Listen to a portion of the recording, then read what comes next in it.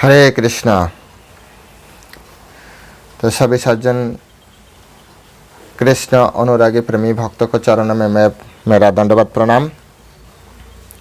तो आज गर्ग संहिता सुनते सुनते चतुर्थ अध्याय में हम लोग आ चुके हैं और यहाँ तक हमारा गर्ग संहिता को जो महत्व वो समाप्त हो जाएगा। तो आज जो कथाएं चल रहा है वो ध्यान से सुनना है, क्योंकि ये महत्व सुनने से यहाँ पर श्री महादेव जी शिव जी ने बोला जो मनुष्य इसका पाठ करता है अथवा सुनता है वह सभी पापों और दुखों से छूट जाता है। तो इसीलिए आज बहुत बड़ा और अच्छा समय है हमारे लिए, अत्यंत महत्वपूर्ण समय है। इसीलिए आइए मन लगाकर प्रेम से कथा सुनिए। तो पहले हम मंगलाचरण करेंगे, बाद में हम शुरू करेंगे। ओम अज्ञानतिमिरन्धस्व ज्ञानाञ्जनशलाकया चक्षुरुन्मीलितं येन तस्मै श्रीगुरवे नमः। श्रीचैतन्यमनोभीष्टं स्थापितं जनभूतले स्वयं रूप कदा मायं ददाति सपदान्तिकं। नमोऽयं विष्णुपादाय कृष्णप्रेष्ठाय भूतले श्रीमते भक्तिवेदान्त स्वामिनिति नामिने। नमस्ते सरस्वती देवे गौरवाणी प्रचारिणे निर्विशेषशून्यवादी पाश्चात्योदेशतारिणे। वाञ्छाकल्पतरुभ्यश्च कृपा सिन्धुभ्येव च पतितानां पावनेभ्यो वैष्णवेभ्यो नमो नमः। हे कृष्ण करुणा सिन्धु दीनबन्धु जगत्पते गोपेश गोपिकान्त राधाकान्त नमस्तुते। तप्त कांचन गौरांगी राधे वृंदावनेश्वरी वृषभानुसुते देवी प्रणमामि हरिप्रिय। जय श्री कृष्ण चैतन्य प्रभु नित्यानंद श्री अद्वैत गदाधर श्रीवासदि गौरभक्तवृंद।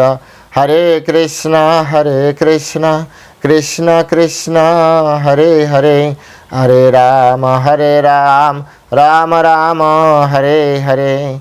ओम नमो भगवते वासुदेवाय, ओम नमो भगवते वासुदेवाय, ओम नमो भगवते वासुदेवाय।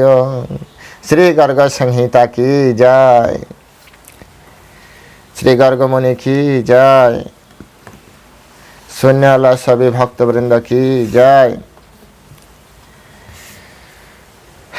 तो आइए शुरू करते हमारा गर्ग संहिता, उसका जो महत्व।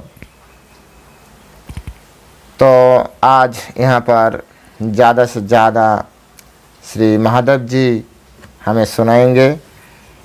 तो महादेव को मुख से हमें यह महत्व कथा सुनना है। महादेव जी बोले, हे देवी, मुनीश्वर शांडिल्य के वचन सुनकर राजा प्रतिबाहु बहुत प्रसन्न हुए और विनय अवनत होकर उन्होंने कहा, हे मुनिराज, मैं आपको शरण में आया हूँ। आप ही मुझे गर्ग संहिता सुनाकर पुत्र प्रदान करिए। राजा के वचन सुनकर मुनि शांडिल्य ने जमुना तट पर विशाल मंडप बनाकर गर्ग संहिता का सुखदायक पारायण आरंभ किया। और ये समाचार सुनकर मथुरा के सभी नागरिक उसमें सम्मिलित हुए। देखिए, जब राजा ने शांडिल्य मुनि से ये महत्व कथा सुना तो राजा प्रतिबाहु ने तुरंत शांडिल्य मुनि को शरण में चला गया। और भगवान और मुनि ऋषि गुरुदेवों का एक स्वभाव होते हैं, जो उनका शरण में जाए और शरणागतों को रक्षा करना, आश्रय देना, उनको हित करना उनका कर्तव्य बन जाता है।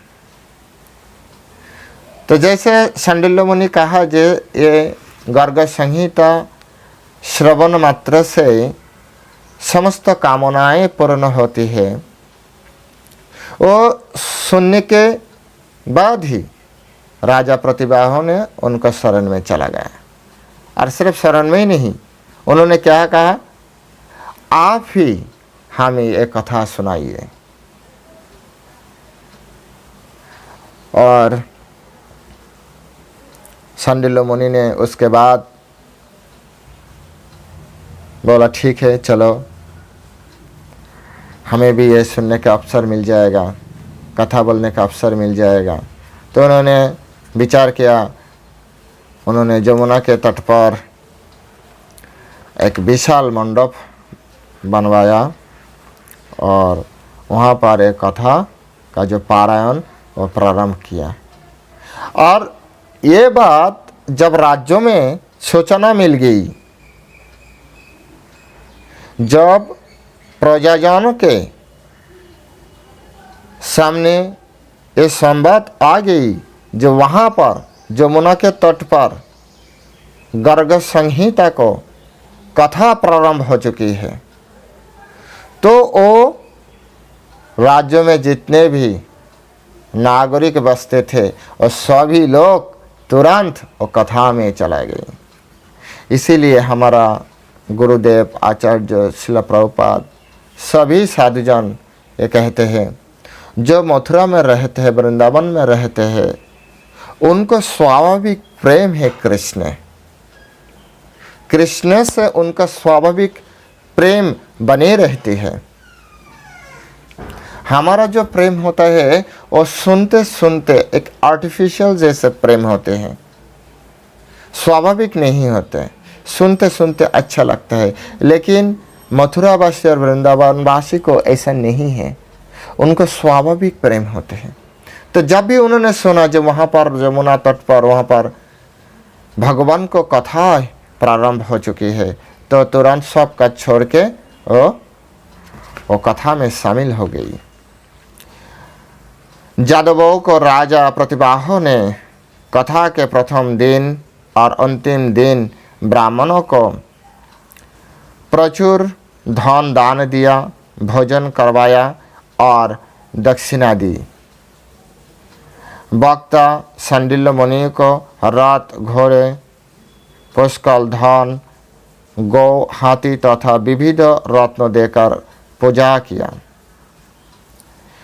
हे सर्वमंगल, शिव जी ने अभी माता पार्वती को संबोधन करके बोल रहे हैं, हे सर्वमंगल। तदंतर महर्षि शांडिल्य ने मेरे द्वारा निर्मित तथा समस्त दोष दूर करने वाला गोपाल सहस्त्र नाम का पाठ किया। गोपाल उसको बाद मुनीश्वर शांडिल्य ने पहले गोपाल सहस्त्र नाम को पाठ किया। और कथा की समाप्ति पर राजेंद्र ने शांडिल्य मुनि को प्रेरणा से ब्रजराज श्री मदन मोहन का ध्यान किया।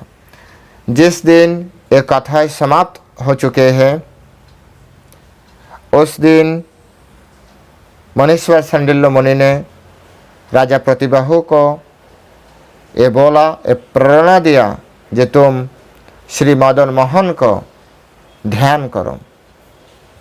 तो उन्होंने भी ध्यान करना शुरू कर दिया। उनके ध्यान करते ही अपनी प्रिय राधा तथा अपने पार्षदों को सत श्री कृष्ण प्रकट हो गई। हरि बोल। देखिए, जब राजा प्रतिबाहु ने ध्यान करना शुरू किया, तत्क्षणात परमेश्वर भगवान कृष्ण चंद्र जी श्रीमती राधा रानी के साथ और उनको जितना पार्षद भक्त है वो सब को साथ उस स्थान में प्रकट हो गई। और प्रकट होते ही और सब लोग देखने लगा। उसको हाथ में बंशी तथा बेत्र लिए हुए थे। उनका श्याम मुख करोड़ों कामदेवों को भी मोहन में समर्थ है।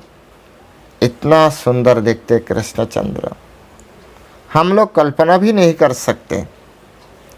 यहाँ पर सिर्फ शब्दों में बताया है, करोड़ों करोड़ों कामदेवों को भी मोहन कर सकते। मोहन करने का जो सामर्थ और सामर्थ कृष्ण का रूप में है।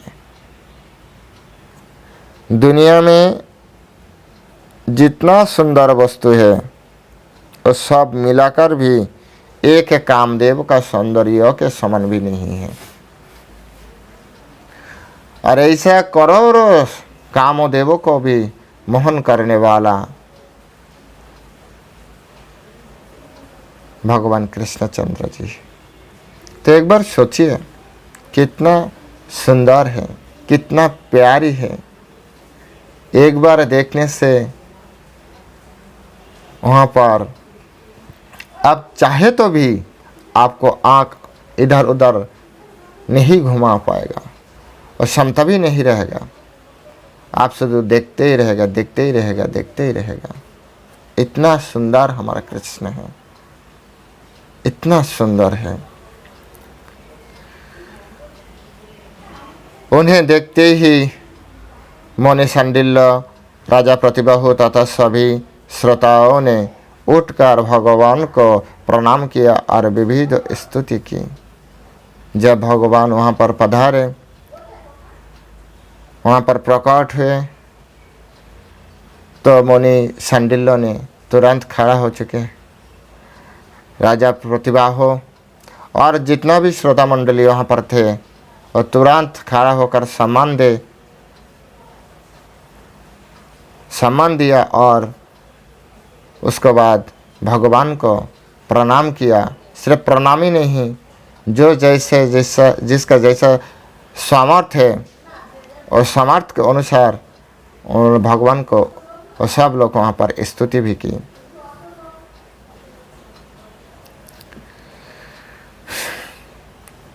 शांडिल्य मुनि ने बोले, हे प्रभु, वैकुंठ लोक पारायण, वैकुंठ लीला पारायण, परम मनोहर, सभी देवताओं से नमस्कृत, सर्वश्रेष्ठ श्री गोपाल लीला में संलग्न और गोलोकनाथ, आपको मैं नमस्कार नतमस्तक होकर प्रणाम करता हूँ। तो शांडिल्य मुनि ने कितना अच्छा भगवान को प्रणाम किया। राजा प्रतिबाहु ने कहा, हे गोलोकनाथ, हे गिरिराजपते, हे पौरेश, हे वृंदावनेश, हे नित्य विहार लीला करने वाला, हे राधापते, हे ब्रजबधूटियों द्वारा गीत कीर्ते, हे गोविंद, हे गोकुलपते, आपको जय हो। रानी ने बोले, हे वृंदावन के स्वामी, हे राधापते, हे पुरुषोत्तम, हे माधव, आप भक्तों के लिए सुखदायक है। मैं आपकी शरणागत हूँ। सब श्रोता मंडली ने कहा, हे श्रीनाथ, हे जगन्नाथ, आप हमारे अपराध क्षमा करिए। आप राजा प्रतिभाओं को संतान और हम लोगों को अपने चरणों को भक्ति प्रदान करिए।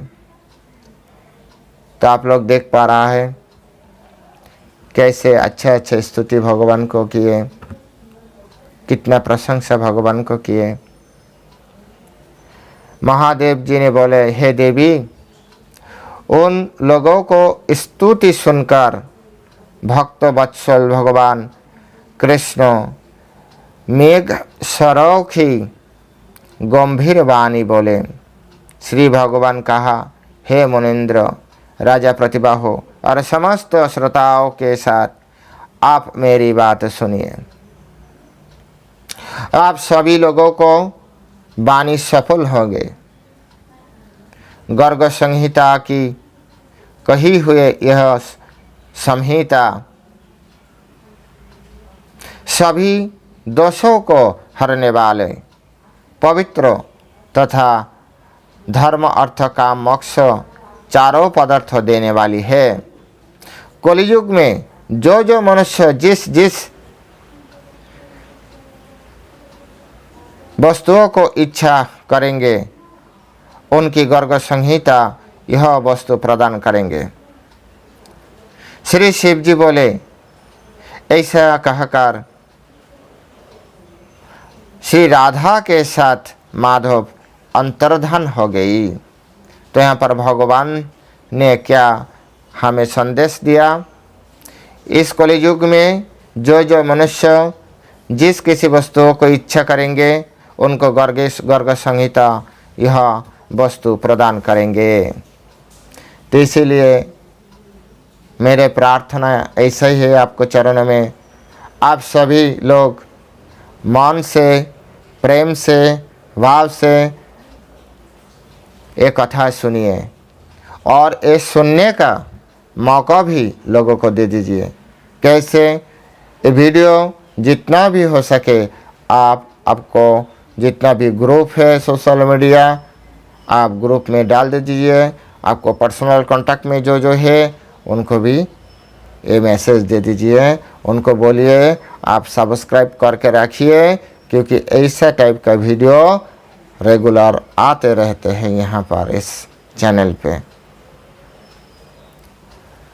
यदि आपको मन में उसको भलाई के लिए कोई चिंता है, यदि आपको मन में ऐसा है जो आप चाहते हैं जो उनको मनोवासना पूर्ण हो जाए, तो हम तो चाहते हैं जो आप सभी लोगों को मनोवासना पूर्ण हो जाए। इसीलिए मैं तो पढ़ रहा हूँ, कथा सुन रहा हूँ, आपको भी सुनने का जो अवसर वो हम दे रहा हूँ।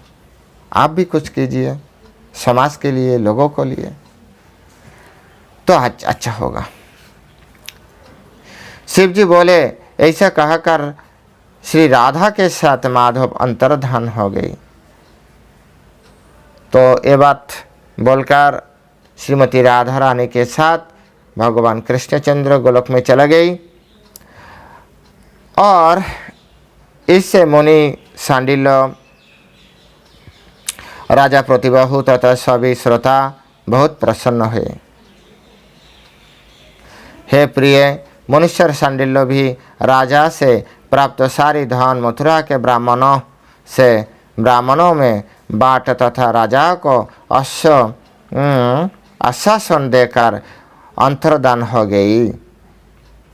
इसके बाद शिव जी ने बोला, जो देखो जितना भी धन रत्न, हाथी, घोड़े, रथ राजा प्रतिबाहु ने मुनि सांडिल्य को दिया था। पहले सांडिल्य ने क्या करा, वो क्या किया? सांडिल्य ने उस समस्त धन रत्न जो कुछ भी उनको मिला और सब कुछ मथुरावासी ब्राह्मणों को दे दिया। तदंतर और चला गया वहाँ से। तदंतर रानी ने राजा के संस्पर्श से सुंदर गर्भ धारण किया और समय पूरा होने पर राजा रानी के पुण्य कर्मों से बड़ा भाग्यवान पुत्र उत्पन्न हुआ। राजा राजपुत्रों के जन्मों के पर राजा ने सहर्ष ब्राह्मण को भूमि, सुवर्ण, वस्त्र, हाथी, घोड़े आदि का दान दिया। ये दान करना चाहिए, यह हमारा वैदिक कल्चर है। जब भी आपको घर में कोई संतान आ जाए, पुत्र संतान आ जाए, तो आपको सामर्थ्य जैसे है वो सामर्थ्य के अनुसार आपको दान देना चाहिए। और उसके बाद राजा प्रतिबाहु ने ज्योतिषी ब्राह्मणों को परामर्श से राजपुत्र सुबाहु नाम रखा है और आपने को कृत समझा। इस प्रकार श्री गर्ग संहिता को सुन तथा समस्त ऐहिक सुखों को भोग कर अंत में राजा प्रतिबाहु भौतिक जोगियों के लिए भी दुर्लभ गोलोक चले गई। तो यहाँ से हमें क्या शिक्षा मिल रहा है? आप ये कथा सुनेंगे तो आपको जितना भी कामना वासना है वो तो पूर्ण होगा ही। इस भौतिक जगत में आप भोग सुख उपभोग करने के बाद आप गोलोक वृंदावन में चला जा सकते हैं, वहाँ पर आपको उन्नति होगा। श्री गर्ग संहिता अपने श्रोताओं को स्त्री, पुत्र, धन, वाहन, विपुल कीर्ति, घर घर, राज्य, सुख और मोक्ष प्रदान करता है। गर्ग संहिता आपको हमको क्या क्या देंगे? स्त्री, पुत्र, धन, वाहन, विपुल कीर्ति, घर, राज्य, सुख और भूमि प्रदान करेंगे। सूत जी बोले, अभी सूत जी बोलने चालू किया। सूत जी कहते हैं, हे सौनकादि मुनिया,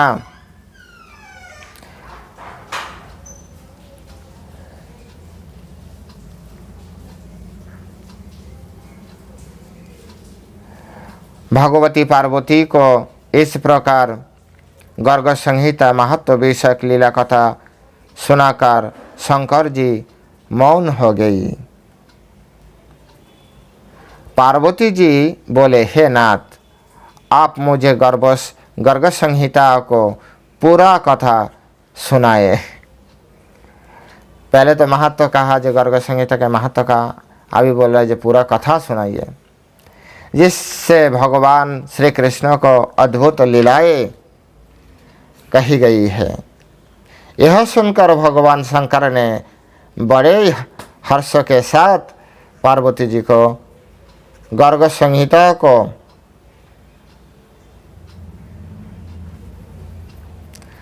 संपूर्ण कथा कहा सुनाई। और तदंतर शिव जी बोले, पार्वती से कहा, शिव जी ने पार्वती से कहा, हे सर्वमंगल्य, कोली में गंगा जी से आधे योजन दूर बिल्लकेश नामक सिद्धपीठ में तुम श्रीमद् भागवत कथा तथा अन्यान्य संहिताएं गोकुलवासी वैष्णवों को मुख से बार बार सुनेंगे। सूत जी बोले, हे सौनक, शिव जी के मुख से इस भागवत और अद्भुत इतिहास को सुनकर वैष्णवी भगवान माया पार्वती जी बहुत प्रसन्न हुए और एक बार फिर से राधा माधव को कथा सुनने के लिए कोली के आदि में बिल्लकेश वन में आपने आप को प्रकट करने का निश्चय किया। तदनुसार सर्वमंगला पार्वती गंगा जी के दक्षिण तट पर श्री रूप से पुनः प्रकट होंगे। हे मुनि, इस प्रकार मैंने गर्ग संहिता को महत्व आप लोगों की सुनाया।